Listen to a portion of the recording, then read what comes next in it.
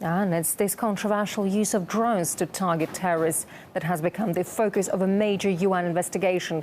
Human rights activists are highly critical of their use, saying it often results in wider civilian deaths than officially acknowledged. And aside from the lack of transparency, the whole legality of the tactics is now being questioned, as Anastasia Churkina reports.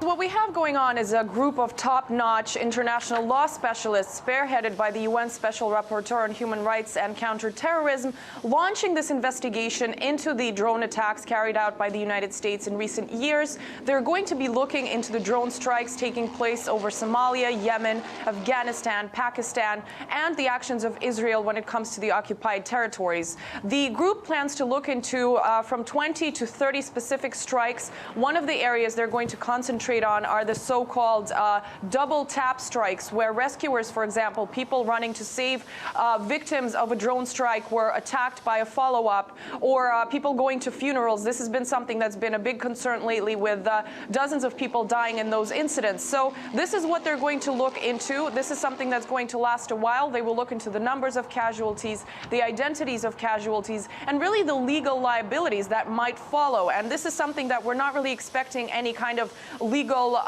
serious accusations to come out of, but one of the things they're looking into is whether or not war crime is a term that can be used, a very strong term. So this is something that we're going to have to find out when this report is finally revealed in the months to come. What prompted this investigation is, of course, growing concerns at the increased attacks that end up killing civilians and children on the ground.